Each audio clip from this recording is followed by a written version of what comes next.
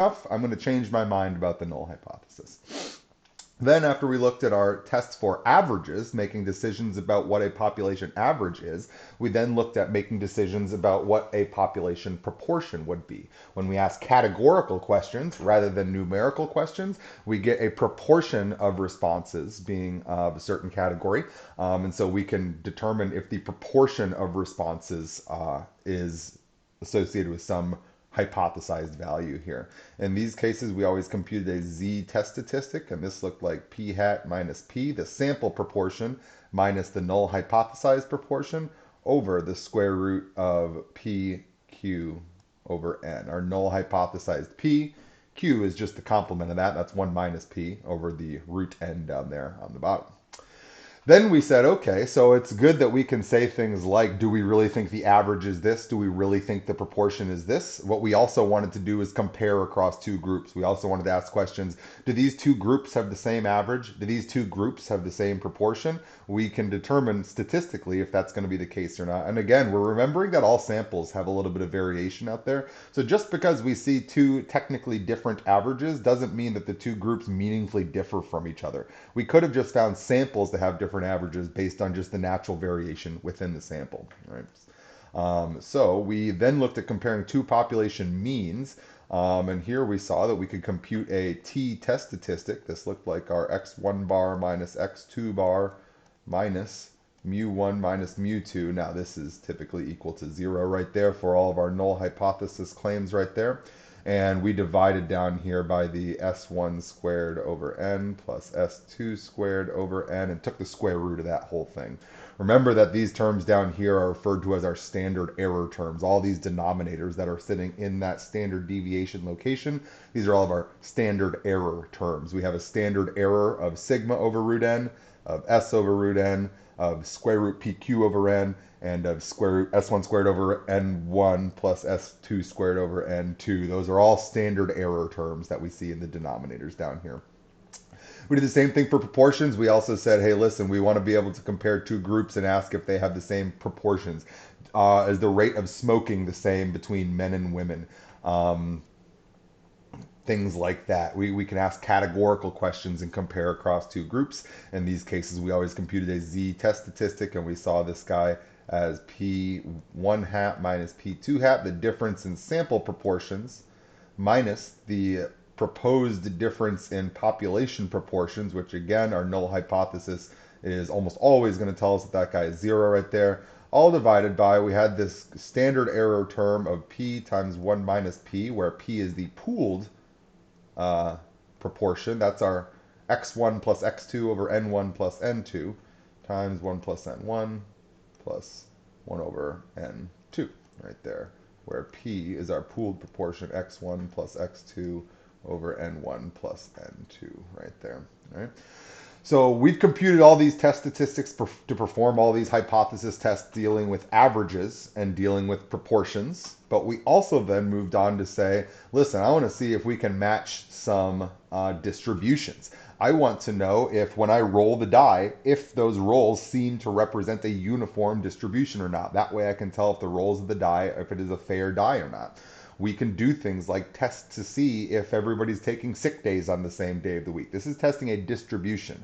You should notice up here all these tests for mu and for p are really asking where is the center of a distribution located. This is asking what is the shape of a distribution. So when we're performing our chi-squared test, we're asking questions about a different feature of our data. Up here, we're asking questions, which feature of the data were we trying to make a decision about? It was always the center of the data, the average or the proportion. In our chi-squared test, we're no longer asking where is our data centered. We're now asking what is our data shaped like? What distribution does it seem like our data came from? What shape of distribution? And we did a lot of comparing across a uniform distribution, but you guys also compared some non-uniform distributions as well. But the bottom line was that for all of our chi-squared test statistics, we wanted to see, did the number of observations that we saw, how much did that agree with what we expected to see? And so in all of these cases here, we computed a chi-squared test statistic as the sum, that's our big symbol for the sum, a bad looking symbol for the sum right there, of the observed counts minus the expected counts squared over the expected counts. This is saying how far off were we from what we expected to see?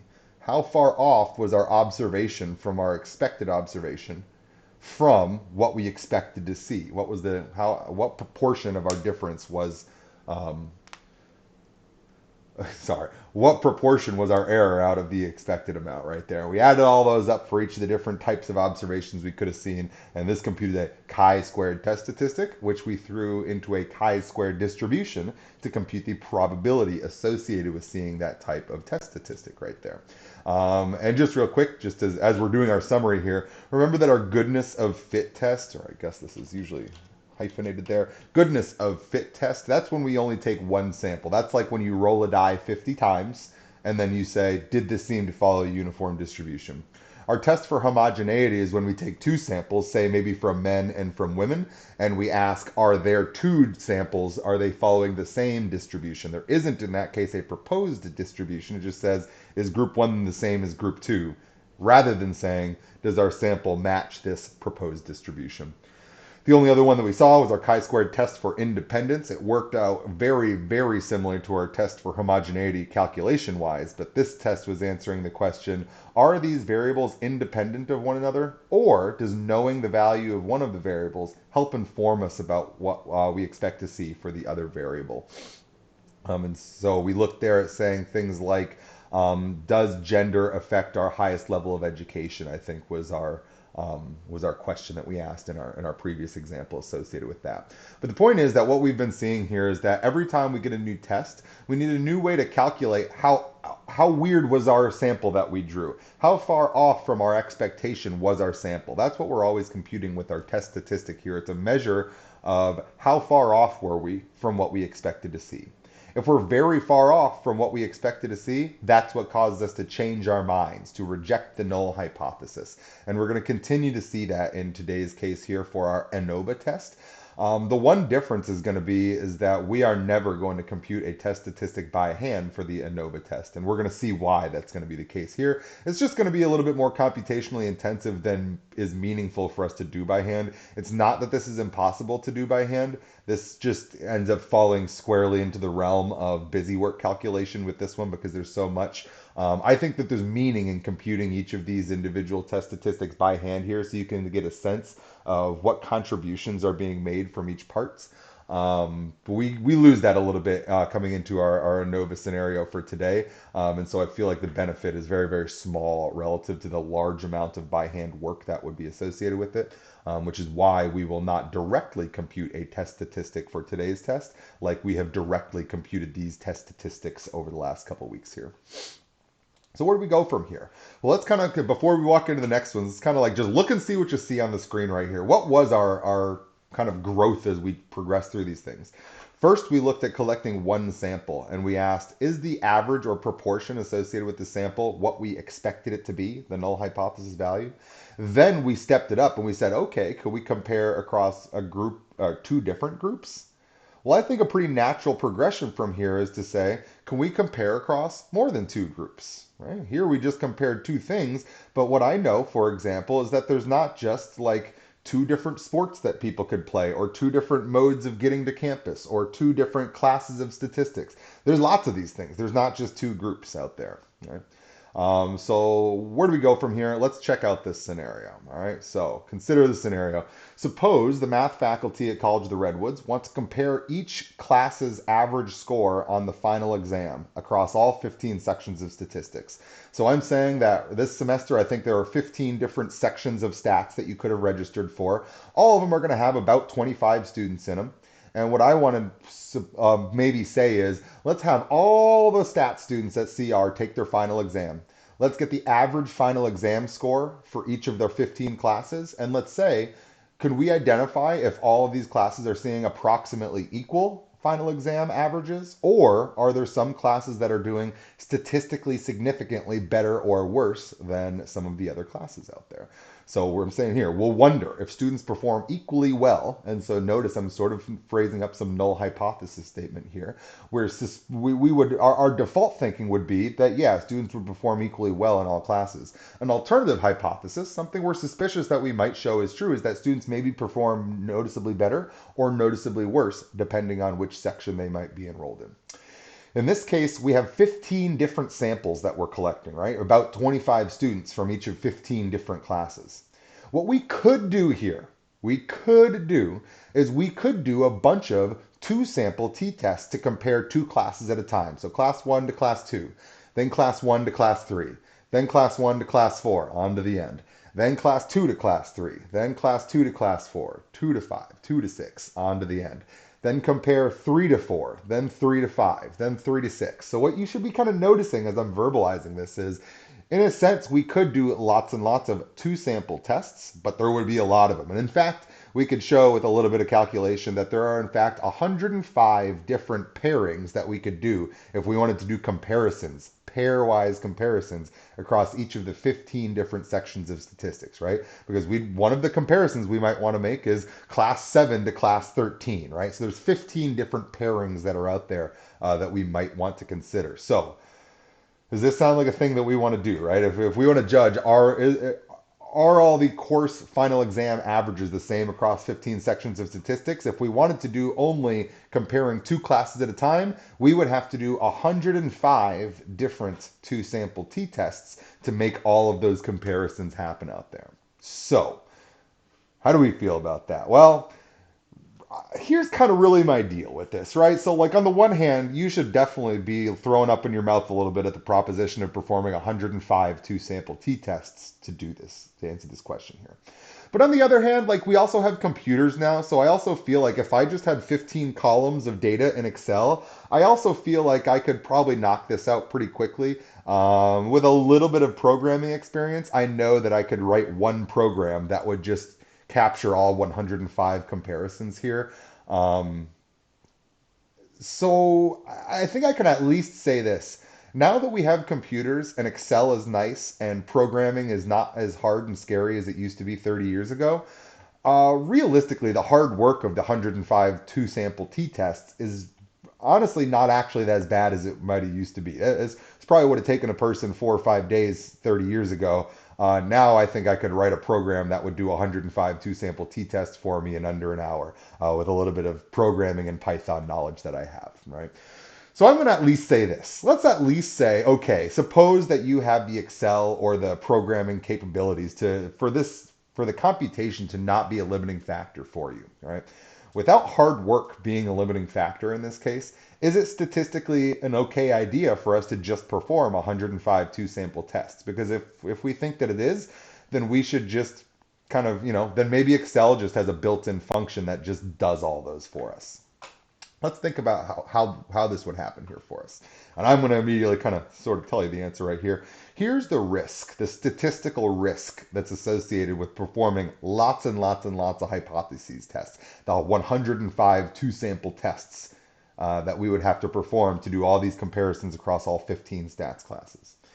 Every time this semester that we've performed a hypothesis test at the alpha equal 0.05 level of significance, what we've said is, assuming that the null hypothesis is true, we need to see an event so rare that it happens at most 5% of the time for us to change our minds and decide that, in fact, that the null hypothesis is false, right? We go into every hypothesis test assuming the null hypothesis is true. And if we see an unlikely enough event, what we say to ourselves is, that event was so rare, it seems to me that it's more likely that the null hypothesis was actually false from the get-go than it is that we just happened to see a very rare event out there. But it seems like, sorry, I'm getting ahead of myself here. In these cases, we're saying it could have just been a weird sample by chance. It could have just been that, and again, I like to think if aliens are trying to determine the average height of humans, it could be that they just accidentally take a random sample of 5 humans that all play in the NBA. And they just end up being like, oh, it looks like humans on average are about 6'8". It could be that they get the very rare sample that does that, and they make the wrong decision that humans aren't in fact on average about 5'10", but are in fact greater because they sampled only 6'8" tall NBA players. That could just happen by chance, and they could make the wrong conclusion that humans, and their conclusion would be that humans are taller than 5'10", even though that's the wrong conclusion to make. In that case, they just happened to get a sort of unlucky sample right there, a very rare sample that led them to make the wrong decision, right? So the point is, every time we have rejected the null hypothesis, that's been the most likely correct decision, but it still could have been the wrong decision, right? The point is, we could be wrong. Every time we've rejected or failed to reject the null hypothesis, this could represent either our type 1 or our type 2 errors. Every time that we have chosen to reject the null hypothesis in the last few weeks based on a small p-value, it's totally possible that that was the wrong call for us to make. It's totally possible that we could have taken just a very unusual sample, which led us to believe a statement that wasn't true, just like the aliens sucking up all the NBA players into their spaceship to measure their heights, right?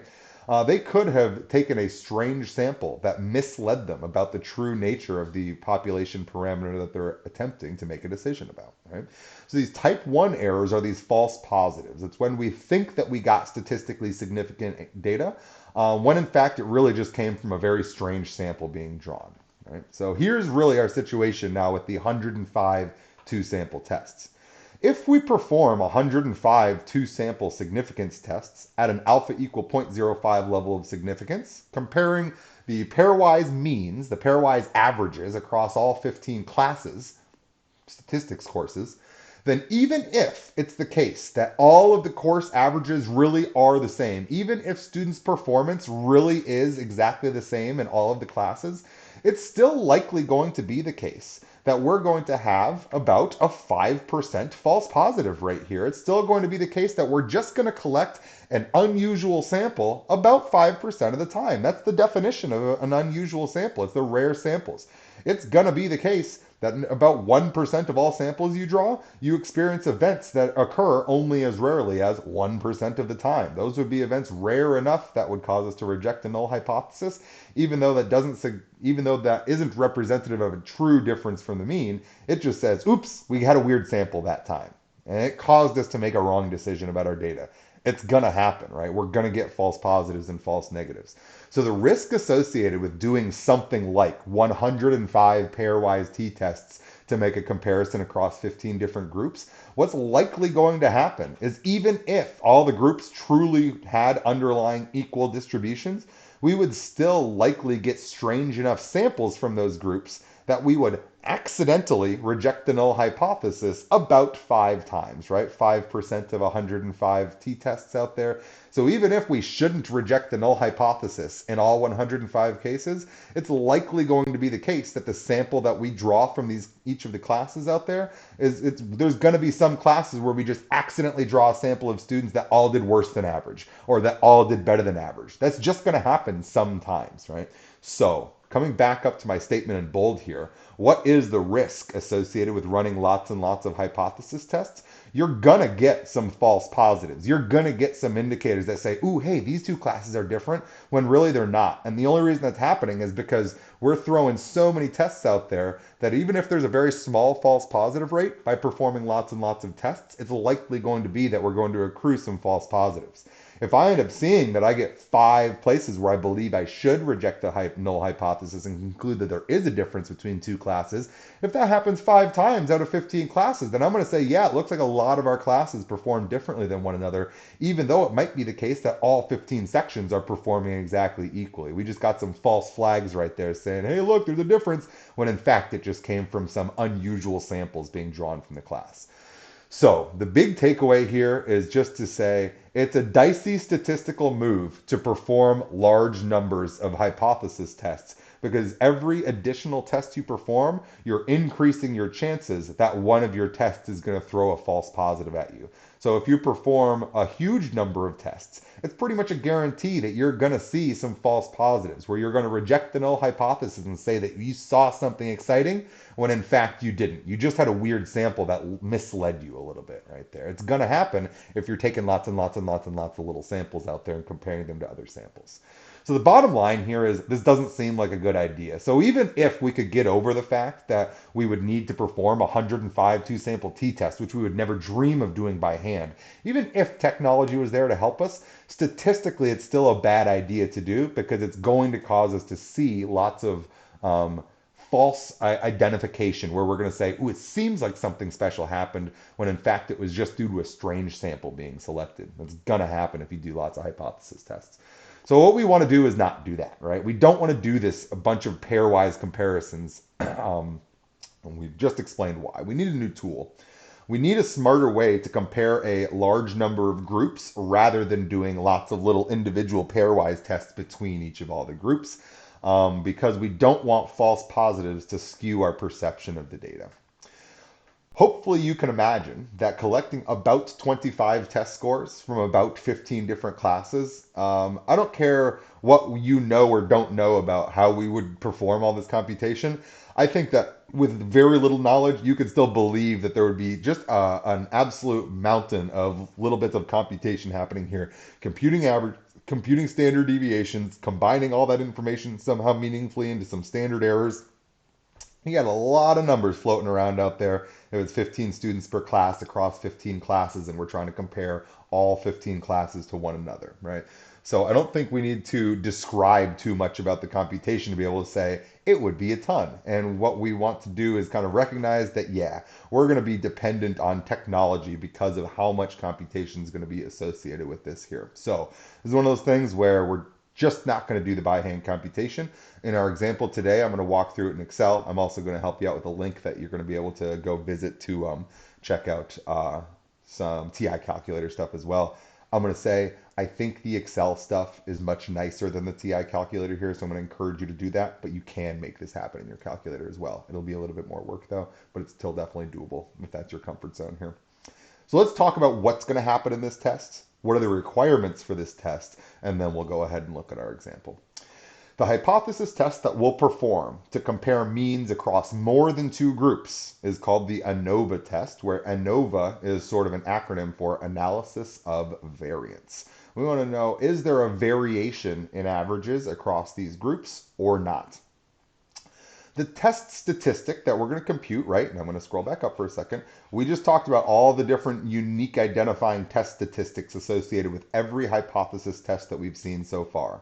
We're going to want a test statistic as well. It's still going to be a measurement of how weird was our sample relative to what we expected to see. It's still going to do that same job. Again, the only real difference here is we're just not going to compute this one by hand. We're still going to get a test statistic though, right?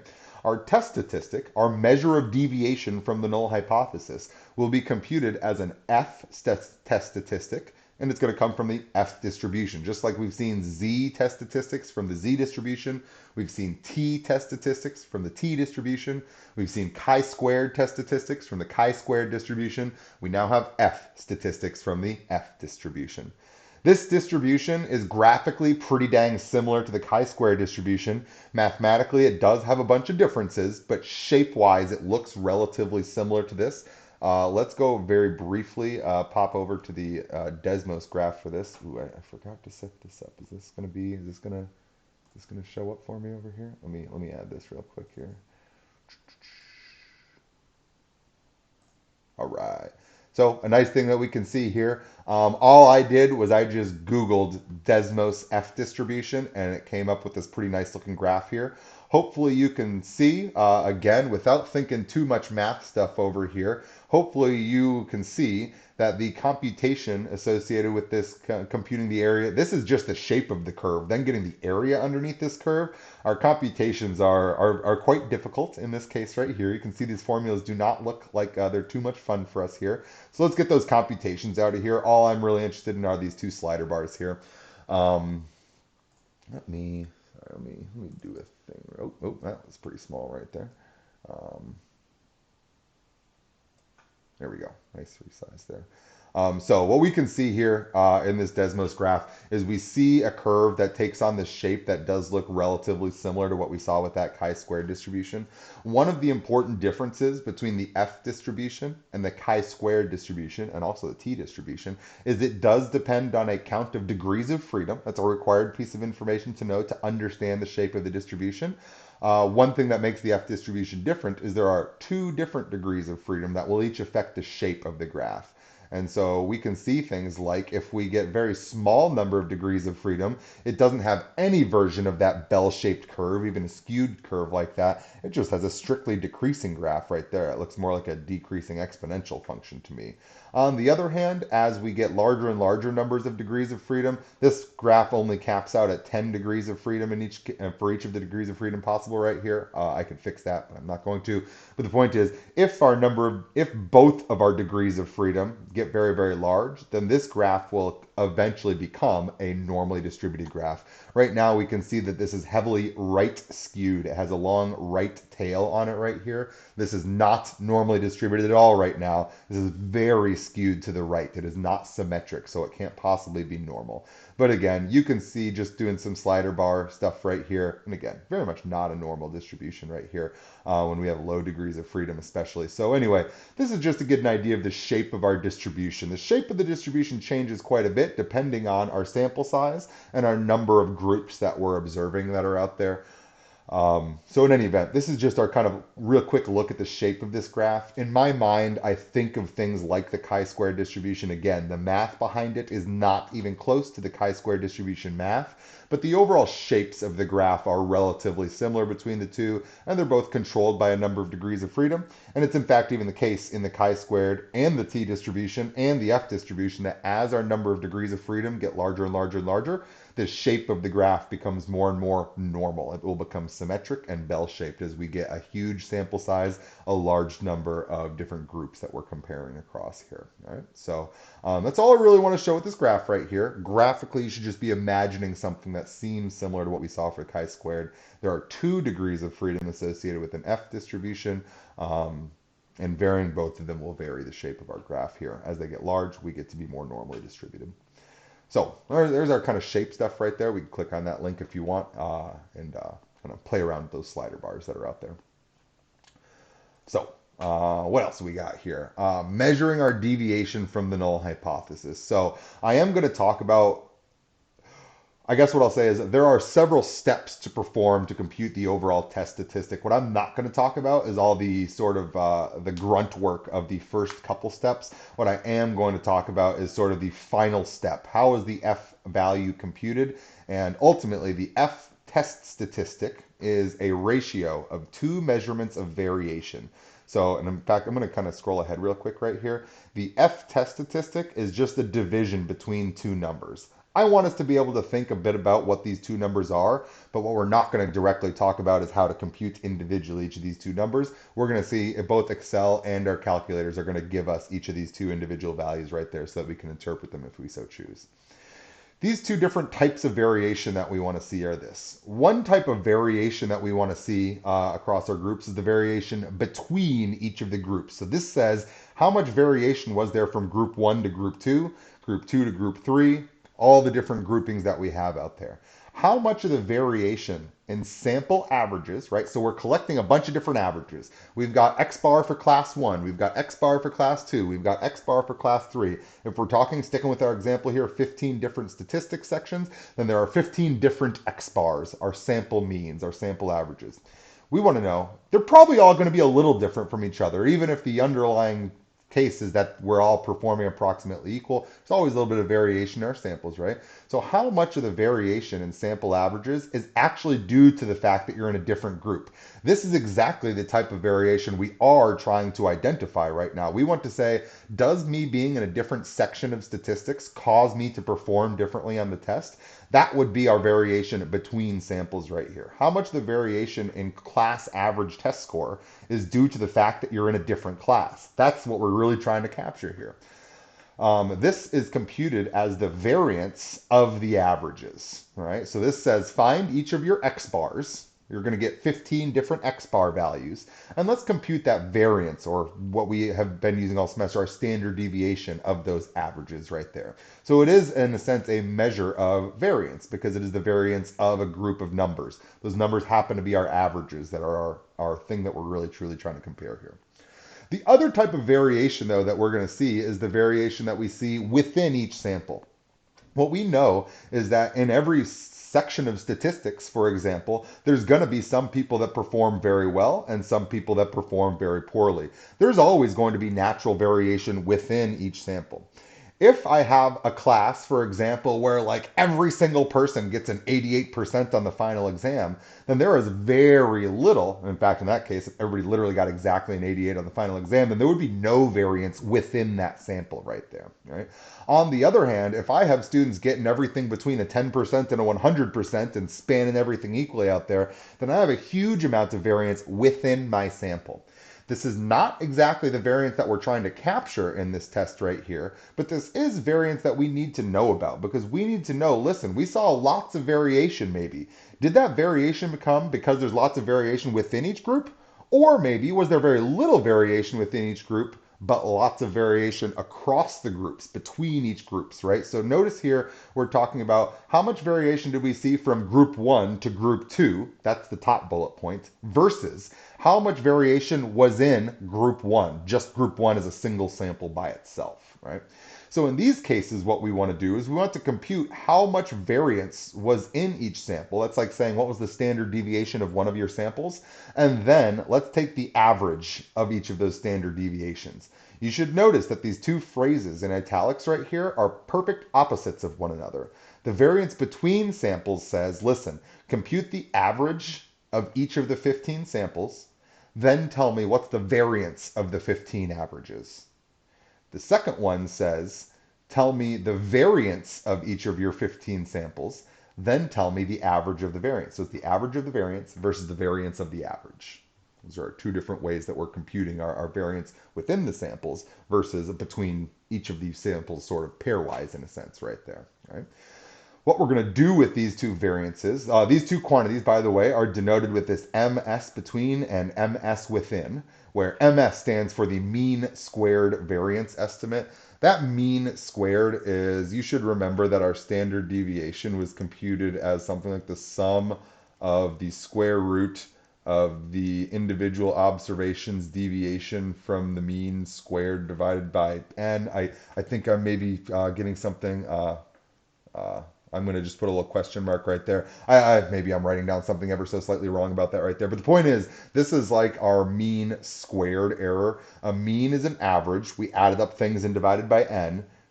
But all those terms were squared terms, right? So we're going to get squared stuff right there. So this mean squared stuff, this is sort of referencing back to how do you compute standard deviation or variance in the first place right here. So this ms between and ms within, these are both different estimates of the variance associated with the different groups.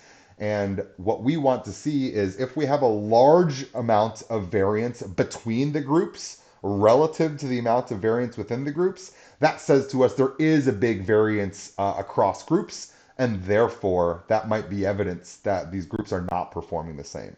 On the other hand, if there's tons of variation within the groups, but there's not much variation between the groups, then we'll get a very small value for this fraction. We'll get that to represent a small deviation from the null hypothesis suggestion. And that will say, yeah, it seems like we might stick it out with the null hypothesis here because our stuff didn't deviate strongly from our null hypothesis suggestion, right?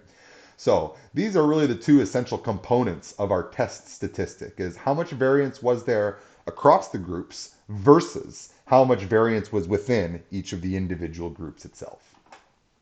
What we aren't going to go into is the by hand calculations for each of these two MS calculations right here. They really aren't too crazy, but it's really just a bunch of us doing a bunch of multiplication and division and squaring and square rooting just to get a number. We have better things to do with our time right now. We'll let Excel do all that stuff for us. So we want to start looking at our example right now, but we got to at least talk about when should we and when shouldn't we go ahead and use this ANOVA test here first. Then we'll get to our example right there. What conditions are required for us to perform an ANOVA test? Each of the populations that we sample needs to be approximately normal, right? We can't be sampling from some wildly different distributions, or else we should expect that we see different averages across each of the different groups out there. All the samples that we need to take need to be random samples, and they all need to be independent of one another. Independent meaning it needs to be the case that when I, for example, collect the test scores from class 1, those don't influence what the test scores are for test 2. I think that's a perfectly reasonable thing for us to estimate associated with test scores that are out there and lots of other things. Our populations must have approximately equal standard deviations. There are updates for this test when we don't have equal standard deviations. But by the way, I think Excel kind of handles all that for us out there. The factor that breaks up the groups must be categorical. In this case, our categorical variable is what section of the course are you in? We're in section like E9971 or something like that. That's not a numerical variable, that's just a label associated with this class. So our factor that breaks up the groups needs to be categorical, but the response that we're getting, the thing that we're measuring, needs to be numerical. Here we're talking about test scores for the class, for each of the students. That is a numerical variable that we're calculating there. So let's go ahead and see an example. So before I get into this example, I want us to kind of again say we're going to do 100% of our work here using technology. I'm going to go ahead and do this in Excel, which I definitely recommend that you do, even if you've been doing things in your TI calculator. But if you really want to stick it out in your TI calculator, it's really not that bad. I did our example in the TI calculator yesterday to just confirm that it was as straightforward as I thought that it was, and it is. I think it's a little bit more annoying to like type in all your numbers into your lists in your calculator, but it's totally doable. This is not some unreasonable thing here. So this is the set of instructions that I used yesterday. And I just Googled F distribution TI calculator and I looked at a couple of them. This wasn't the first one, but it wasn't too fast. It was like the third one I saw or something like that. And it gave some pretty straightforward instructions as well as, and it sort of assumes that you know how to do a couple things in your calculator, but it shows you links to how to do those things if you in fact don't know how to do things like enter in a list of data in your calculator. So this was enough for me to make this happen right here. And if you need more help with your TI calculator, I'd be happy to help you. But I'm going to go ahead and walk through this Excel calculation here. Excel is going to do even more of the work for us than the TI calculator does with some extra options. So this is going to be beneficial for us here. And the example that we're going to do right now, rather than looking at 15 classes with 25 students per class, that's going to be too much data for, that's going to be a big data set that's going to be hard for us to look at meaningfully in a small example here. So I'm going to follow a little bit of a smaller example here. The example that's on page 754 of our textbook, that's the data that I'm going to grab here, and we'll perform this ANOVA test here. So let's go ahead and take a look. Suppose we'd like to determine if the high school GPAs of male athletes are the same across each of the school's 4 largest men's sports. So what we're going to do is we're going to take a sample of 5 athletes, each from the basketball team, baseball team, hockey team, and lacrosse team. We're going to get each of their GPAs, and we're going to say things like, does it seem like basketball players, baseball players, hockey players, and lacrosse players all have approximately, on average, equal GPAs? Or is there perhaps one group that has a statistically significantly different GPA on average than the other groups out there? So we're doing a multi-group comparison for their average GPA. So we're going to take that sample here, right? We got our 4 groups. This is a categorical distinction across groups. We're collecting numerical data. We're assuming that GPAs are approximately normally distributed, which is generally true. We're going to have to assume that these have approximately equal variances out here, which I don't think is an unreasonable thing to at least generally believe without doing any calculation. What else did we need to know here? Let's see. The factor that breaks them up is categorical. We're getting numerical responses. We're assuming approximately equal standard deviations. It's very believable that these are coming from normally distributed populations. GPA generally are. And we've been told that these were randomly selected individuals. And it's certainly the case that determining the basketball team's GPAs, that doesn't influence the baseball team's GPAs, right? Collecting one piece of data does not influence the next piece of data that's collected out there.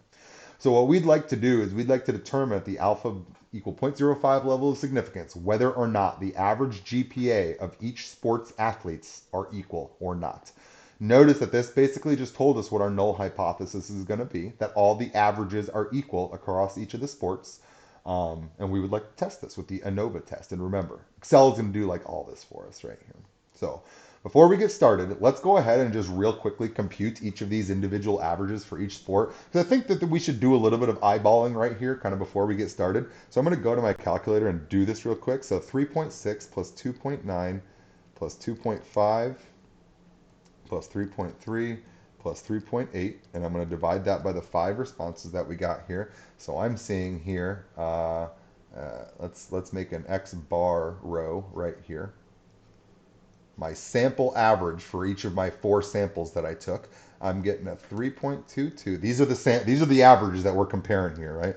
2.1 plus 2.6 plus 3.9 plus 3.1 plus 3.4, dividing by the 5 samples that we took, I'm getting a 3.02.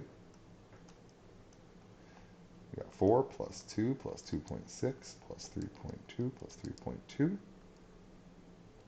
And I'm getting exactly 15 divided by 5 is 3.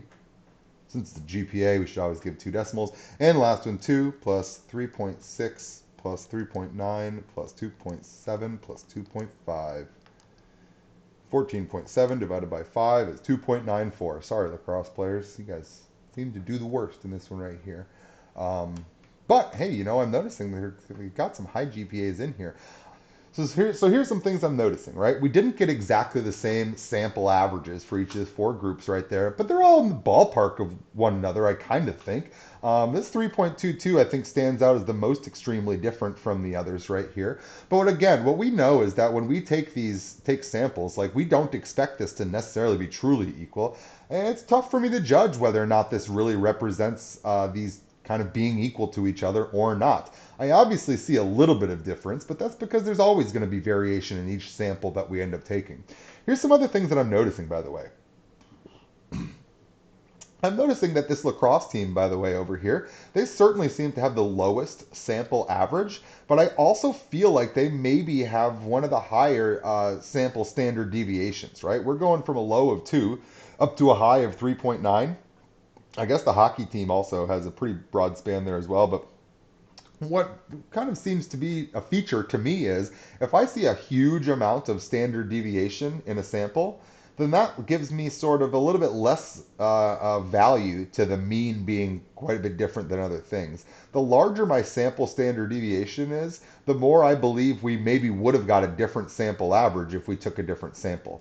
On the other hand, if the sample that I take has a very small standard deviation, that sort of leads me to believe if we took a different sample from that same group, we'd probably get approximately the same average that's right there. So that sort of is going to influence in the underlying calculations of the F-test right here, how much weight should we give to these differences out here? And the amount of standard deviation we see will tell us how much we should believe that the difference in average should be accounted for. Right?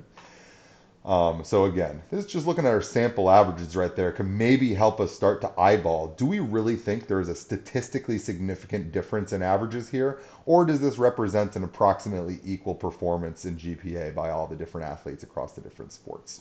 Okay? So the ANOVA test. The good news for us is that, again, we're still going to see our exact same 4 hypothesis test steps. We're still going to have hypotheses. We're still going to compute a F-test statistic. We're going to get a p-value by finding the area underneath the F distribution curve beyond the F-test statistic. And we're still going to compare our p-value to our alpha value and draw a conclusion based on that. So all of our broad steps here are the same. We're just getting our numbers from a different location. So what's up with our hypotheses? We're wondering if the average GPAs across each sport are the same or not, right? So we can phrase this as, what is our null hypothesis here? Well, I think I can write this as something like our average for basketball, maybe I'll call that B-ball, is the same as our average, oh crap, I forgot what our sports were. Basketball, baseball, hockey, lacrosse. Okay, got to change this one. I can't do b-ball. I'm going to call this basket then. And I'm going to call this base for our baseball. And we've got hockey.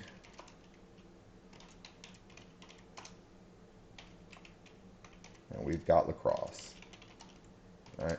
So what I'm saying here is I think that the average GPA is equal across all of these. That would be my null hypothesis, my statement of no change or no difference. Here's our no difference statement. There is no difference in average across each of the 4 groups.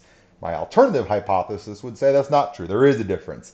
And I'm going to say at least one of the above equalities is not true, right? There's at least one sport that has an average GPA amongst its athletes that meaningfully differs from the average GPA of the athletes in the other sports up there, right? So our null hypothesis is always, again, going to be our equality statements. The average GPAs across all of the groups are equal. Our alternative, what we're suspicious might be true, sorry lacrosse players, is that at least one of these above equalities seems to maybe perhaps not be true.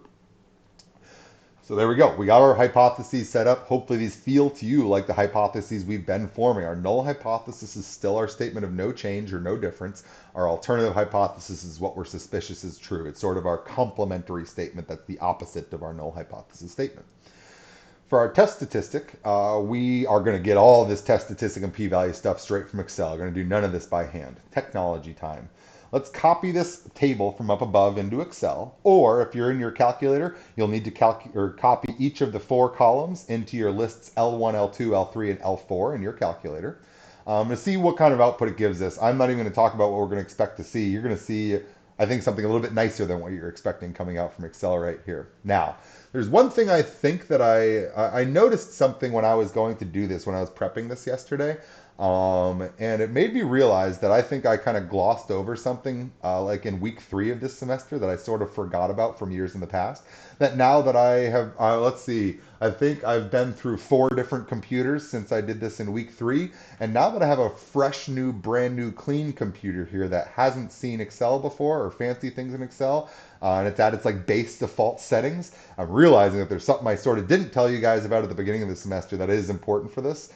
So back when we did our histograms, maybe some of you struggled to get a histogram in Excel for a reason that I maybe didn't talk about, and I'm going to talk about that now. The point is, I guess all I'm trying to say is we need a button called data analysis available for us in Excel, and it might not be visible in Excel to you, and I'm going to first show you how to get this data analysis button. Within the data analysis button, we'll see the ANOVA tests for our uses right here. So let's go ahead and copy this data into Excel. I'll do this first. So I'm going to highlight it, copy it, and let's pop over to Excel, and let's go ahead and throw this stuff in here in Excel. So Excel, come here. Where you at, Excel? There we go. Let's go ahead and throw this stuff in here. All right. Ooh, that's kind of weird. I don't think we need our font that big, do we? Home. There we go. All right, a little bit more reasonable right there. So here's our data that we've got, just copied and pasted it in there. What we need is on the home screen. Oh, wait, is it not going to show up for me until I make this bigger? Oh, sorry. Nope, I'm good right here. I'm going crazy right here. We want to do data analysis. So very importantly, I'm going to come up here and I'm going to click data. And what I already have is a button right there that says data analysis. But if you haven't like turned on this button, then you very well might not have data analysis sitting right there. So let me show you how to get access to this data analysis button. There is an additional like tool pack associated with Excel that is already, it's already downloaded with Excel if you're using Excel. It just isn't there. I don't know why this isn't by default just turned on. But the point is, here's what we're going to do. You're going to go and click on File. At the very, very bottom down here, there's a button that says Options, and we're going to click on Options. Oh, I got to share this right here. Let me add this.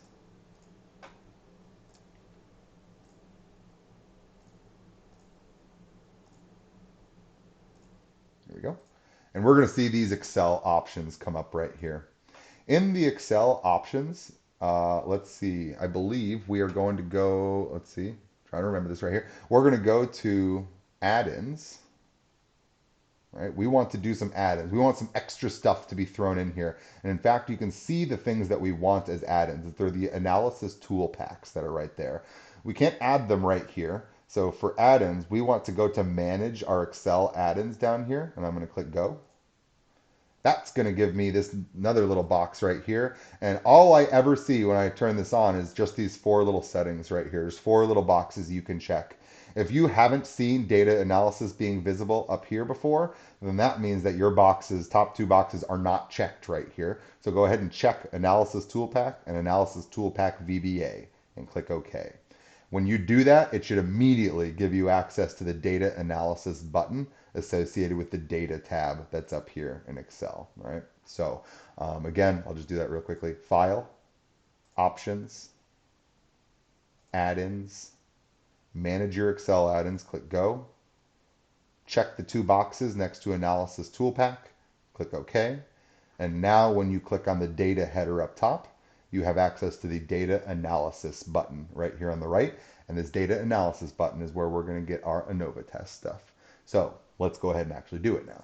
Now I'm going to click data analysis, and it's going to bring up a bunch of things it can do for us right here, right? So there's a bunch of different options that we see here. By the way, there's the histogram that I maybe breezed through earlier this semester with my data analysis button that I didn't show you maybe how to get access to.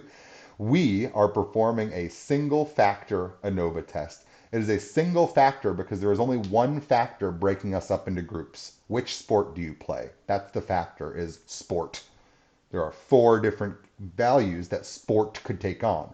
Basketball, baseball, hockey, lacrosse. That's out there. Oh, nice, Claire. Good to know. Okay, so apparently I did talk about that. I feel like week 3 was about 17 years ago by now, so I can't remember any of that stuff. So, okay, thank you. Good to know that I did talk about that and didn't completely abandon you guys before. But yeah, you'll want to turn that on if you haven't been using Excel right there. So I'm going to select this analysis or ANOVA single factor, and I'll just say right now, there are some other ANOVA tests that are performed out there. If we had another 3 weeks available of class time, we'd probably spend pretty much all of it on our different ANOVA things that are out there. We're just hitting our most important one ANOVA test out there, which is our single factor ANOVA test. So this is just to say, in this class, I will not ask you to ever do anything other than single factor ANOVA. We're always comparing across one single factor, the sport that we're playing in. So I'm going to click OK here, and it's going to give me a sort of a menu with some options right here. So what you can see is for ANOVA single factor, is that it's asking us for some information. One, what is our input range? This is saying, where's all the data at? So I'm going to go ahead and click this button right here, and you should see that it's giving us a proposed window in which our data lives. I'm going to go ahead and just click and drag to select our entire table right there. And then I'm going to click the button a second time to say, got it. I got the stuff I'm interested in right there. So, oh wait, did I? I think I just did something weird right there. Okay, reselect the data. By the I no, you should notice that you can see 2 different versions of my mouse on the screen. Sometimes I'm looking at the wrong one when I'm looking at the screen over here. That's why I'm getting confused. So I've selected our data, and I can see in our input range, it does go from A1 out to D6. That covers the entire span of my table, A1 to D6. My data are grouped by columns. You should notice I could have had this being baseball, basketball, hockey, lacrosse horizontally. We could have just organized this as a horizontal table instead of a vertical table right there. My data are grouped by columns, so I'm going to leave that checked. Importantly, I did include the titles of basketball, baseball, hockey, lacrosse when I selected the data, so I need to leave labels in the first row checked. It's totally optional to do that. You could have literally just selected only the true data here, in which case you want to say, hey, no, there were no labels. It's just all data, right? So I'm only checking that box because of the fact that I did include those titles in the columns right there. It's even asking us what the alpha value is that we need, and I'll show you where this is going to come up as output in the information we're going to see in 1 second. But we have an alpha equal 0.05 test that we're performing, so I'm going to leave that. You should notice that this is the default built in Microsoft Excel right here. The default is to do an alpha equal 0.05 test, so it's pretty standardized as a default there. Finally, our output options down here. This just says, what do you want to do? Where do you want me to put the information it's going to tell us? I don't like it when a whole new workbook says a whole new Excel page. A new worksheet is a new tab down here at the bottom. I just want to see our output just sitting basically right next to this. So I'm just going to click on a box right, output range. Oh, I see what I just, okay. Notice, by the way, I just did a dumb thing. When I clicked this right here, notice it just changed my input range like I didn't want it to do. So I'm going to come back and re-grab the input range that I wanted. And now I'm going to be smarter, and I'm going to click on output range down here. I'm going to click it. And now I'm going to say, hey, make that the upper left corner of where you spit out all the input here. So this will be where it's going to put a bunch of the response stuff right here. And that's all I need. I'm going to go ahead and click OK. And what Excel is going to do is it's going to do kind of a small mountain of computations and tell us all the information that we want. So look at this. Oh my gosh, it just gave us a whole nice big column. So the only thing I'm going to do to make this easier to read, you should notice that this column right here has things that are a little too long for it. So I'm going to make this column a little bit wider. And then let's kind of pan around and see what we see here. So this is all the output it's giving me right here. It just told me all this stuff in response to this one factor ANOVA test right here. So it gave us two different tables of information. Let's talk about each of these individually. The first table it gave us is the summary statistics associated with each of the four groups. And notice it's kind of nice when you do include your column titles in there because then it has something to name these things. Otherwise, it would have just named them generically like group 1, group 2, group 3, group 4, or something like that. So I like keeping the labels on there. It's going to tell us what our sample size was. This says we sampled 5 individuals from each sport. What was the sum of each of their GPAs? What was the average of each of their GPAs? You should notice this is exactly what we computed by hand back in Microsoft Word about 10 minutes ago. And what is the sample variance associated with each of the GPAs right there as well? So variance, remember, is just the square of the standard deviation. You should very, very much think of this as you think of standard deviation. It's just off by a square root right there. So still interpreted pretty much the same way right there, right? So here what we can see is we are seeing kind of different amounts of variation between the two groups that's out there, but not a wildly different amount of variation, I guess I can say. And this is one of those things where we say we need approximately the same variation. I do think, by the way, Excel kind of handles the differences in variation. I think it weights these things a little bit differently based on that. So I'm really not too concerned that these are different from each other. Down here, this is giving us all the information about the ANOVA test. So think back to when we did our chi-squared tests, especially our last chi-squared test, like our test for independence and homogeneity, where we had one table of observed values, one table of expected values, one table of our Pearson squared residuals, then we added them all up. There was sort of like a step-by-step process that we followed, right? And each step of the process, we had a new set of information that we used for the next step. That's what they're kind of doing right here. They're saying first, let's find the source of variation. There's our between, there's our within, exactly like we identified before. Here we have the sum of the squares of the variations between and within the groups. We have the degrees of freedom that are associated with each of these things right here. By the way, I'll point out to you what the computation is for each of these. They're not too hard, but it's going to compute them for us. Now we have our mean squared error right here. This is the mean squared error came from the sum of squares. We needed to divide a sum by some number to get an average. That's the difference between the sum of squares and the mean squares. So first step, if we were doing this by hand, we would compute these SS variables. Step 2 by hand would be to compute the degrees of freedom. Step 3 by hand would be to use the sum of squares and the degrees of freedom to compute the mean squared variables. Step 4 would be to take the ratio of the mean squared variables to get the F statistic. Step 5 would be to compute the probability of seeing an F statistic at least this large, which is what we call the p-value. That's the p-value that we want to use our compare and conclude. So when they give us this table of information, what they're sort of representing is what would your by hand calculations look like each step of the way. Step 1, compute the sum of squares. Step 2, compute degrees of freedom. Step 3, use the previous two computations to compute the mean squared differences in variation. Step 4, compute the F statistic as the ratio of the two different types of variations. Step 5, compute your p-value from your F statistic. It's just doing all of that for us under the hood right there, right? So when you see this ANOVA table, you should recognize this as a step-by-step series of computations happening from left to right, very similar to how we did a series of computations associated with the chi-squared test statistic out there, right? So let's talk a couple things right here, what we see. I want to kind of add my own little notes to this. One, where do these degrees of freedom come from? I got degrees of freedom of 3 and of 16 right here. So I kind of want to add a little bit of notes right here. So our degrees of freedom between groups right here. Hopefully you can kind of recognize these from the degrees of freedom things we've done before. I have 3 degrees of freedom right here. Notice that I have 4 groups, right? So this is going to be k minus 1, where there are k equals 4 groups here. So how many different groups are we comparing across? We're comparing across 4 groups. The number of degrees of freedom for our variation between groups is going to be 1 fewer than the number of groups. Our degrees of freedom within groups,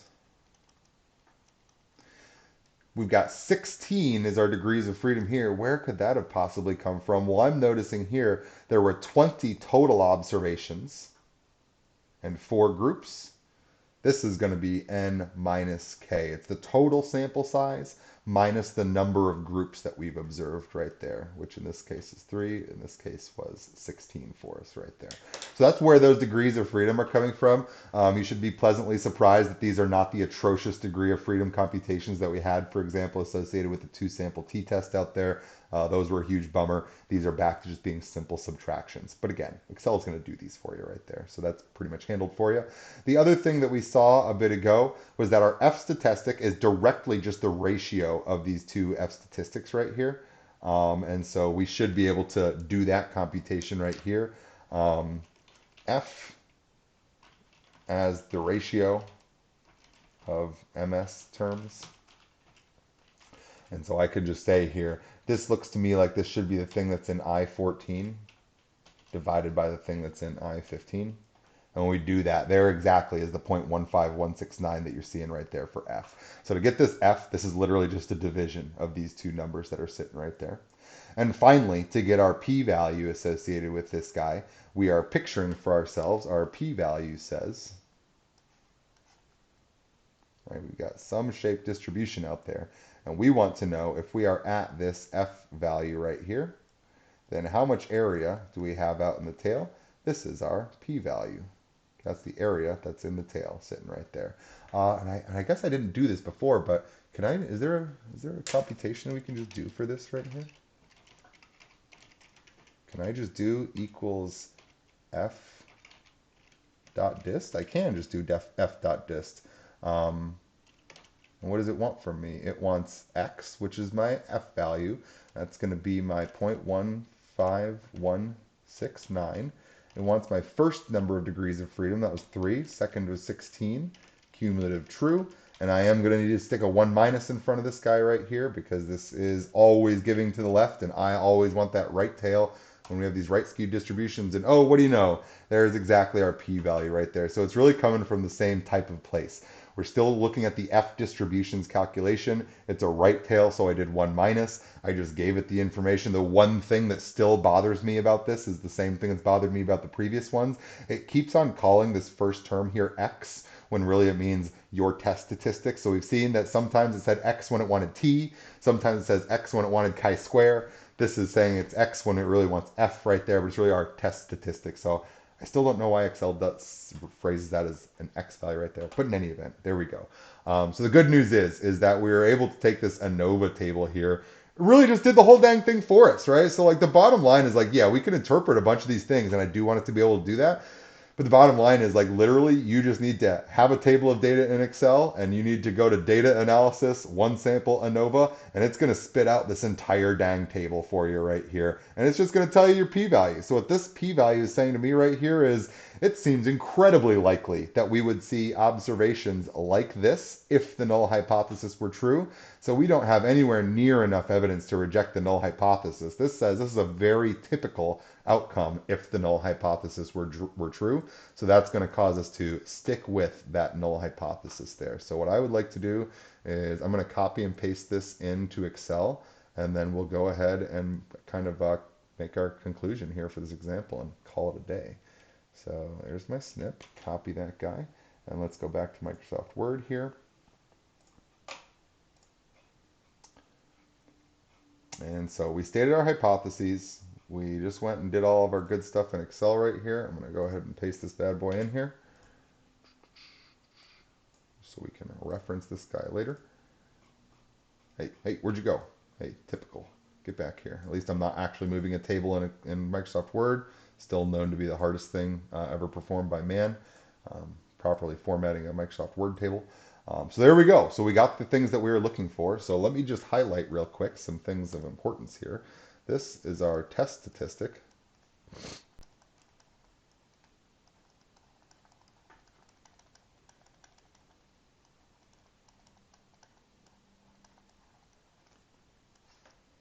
Still get our p-value.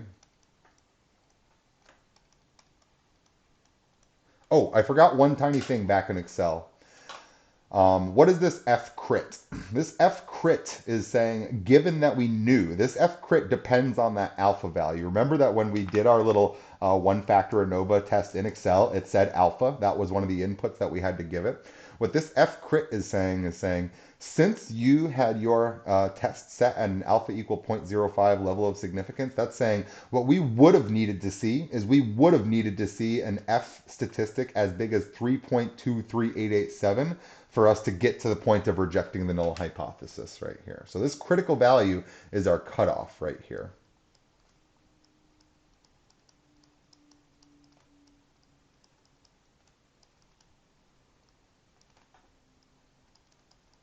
This says that with alpha equal 0.05, we'd need to see an F test statistic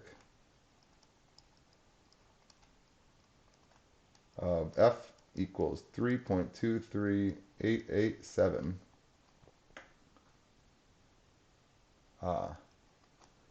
to have a result extreme enough to reject the null.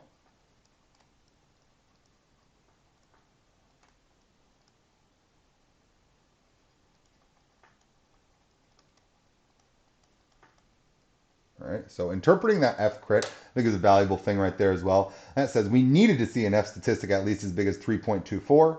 We only saw an F statistic of 0.15, so ours wasn't even really close. And we can see that we weren't even close by this huge p-value right there. Again, interpreting this p-value, we're saying there is about a 92.7% chance of seeing observations like the ones that we had if the null hypothesis were true. So this is just saying this data seems to agree with the null hypothesis that there is no meaningful difference between the groups right here. So we've got our test statistic. Let me just put a new one right here. So test statistic.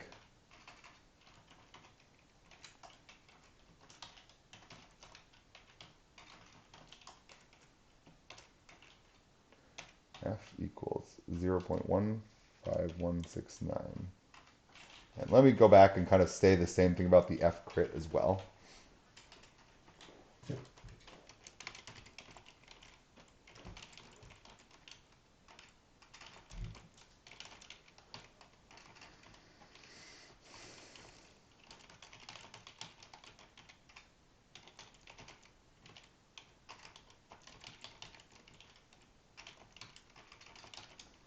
What was that number?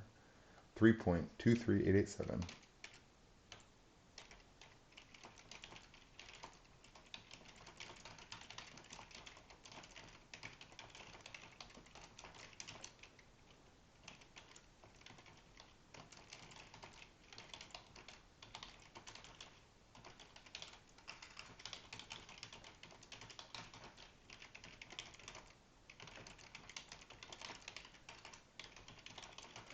So this F crit is sort of our cutoff value for the test statistic. Any test statistic bigger than that value will be big enough that our p-value will be small enough that will reject the null.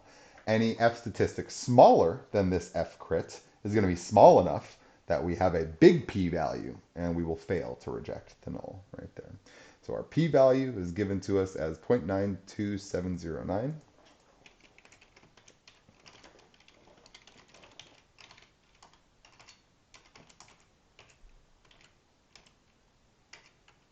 Uh, 0.92708.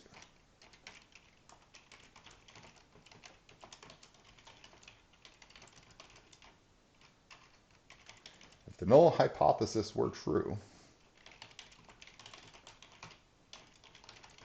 then we'd expect to see results, let's say, like the one we saw, about 92.7% of the time. Is that our sample was very typical relative to the null being true.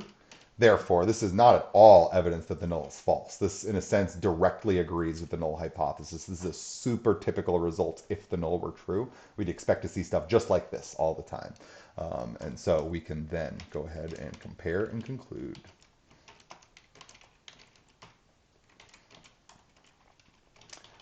At the alpha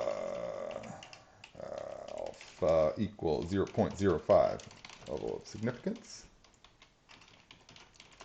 Our data are not significant. They do not change our minds, right? Our data are not significant. How not significant? Crazy not significant. We got a p-value that's not even close to 0.05.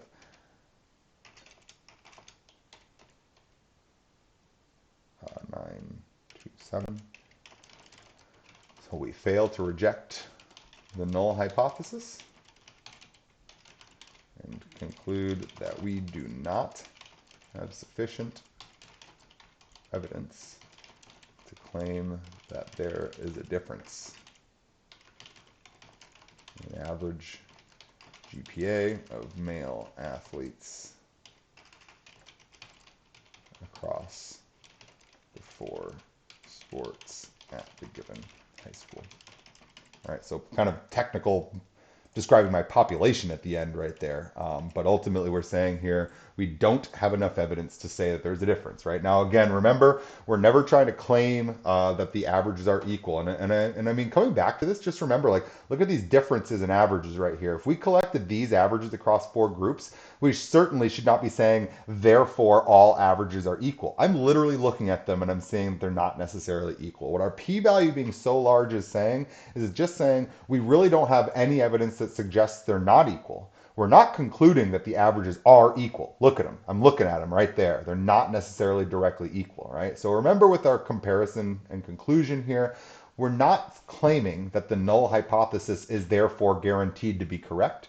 We're just claiming that we don't have evidence that says that it's wrong. It's sort of like a double negative, and in lots of cases in the English language, the double negative is, well, I don't even know if that's true. I was just about to say in a lot of cases in the English language, the double negative is the same as not saying that thing. But I don't know. Like I'm anticipating my son being like 9 years old, and how big of a jerk I was when I was 9 years old, and I'm thinking of phrases like, "Well, I didn't not clean my room." Does that really mean that your son cleaned his room? I highly doubt it, right? So there's a little bit of a difference between the double negative and the single positive right there with some of these phrases. So just remember, when we fail to reject, we are not agreeing with the null. We're failing to disagree with the null. And those are related ideas, but they are not quite the same thing right there. We failed to reject the null. We don't have evidence that claims that there's a difference, right? We don't have the alternative hypothesis right there. We failed to reject the null hypothesis. So this is good. So the good news for us here is that this is really kind of our big thing. We need to be able to compare these things right here. You need to be able to compare these things right here. We should be able to interpret the output from Excel right here. This is really important that we can interpret this result. Remember, every time in your life that you're given the opportunity to not do any calculation and to let a calculator do all of your calculating for you, the trade-off is that since you are not responsible for the doing, you are more responsible for the understanding and interpreting. So because we are doing zero computation ourselves in this section, you are more responsible for the interpretation associated with each of these terms that are out here. So do expect to see little bits of questions about that. Or for example, maybe I'm going to give you a table of information that's not complete. And maybe my question to you is, could you finish up getting the rest of the table's information? And back there in Excel, I did just show how do you get F from the 2 MS values? How do you get the P value from the F value? I just did both those things in Excel, so you might want to go back and rewatch that little piece of the video. If I'm asking you questions like that, I'll likely ask you to complete an ANOVA table that's currently incomplete. We just walked through those things in Excel right there. So that's going to wrap it up for me. I'm only going to do this one example because this is mostly based on following some steps in Excel, which you can easily go ahead and rewatch when you go to do your examples in Excel here. Certainly go ahead and hit me up with questions. This will be our one day, which makes me a little bit sad, of ANOVA.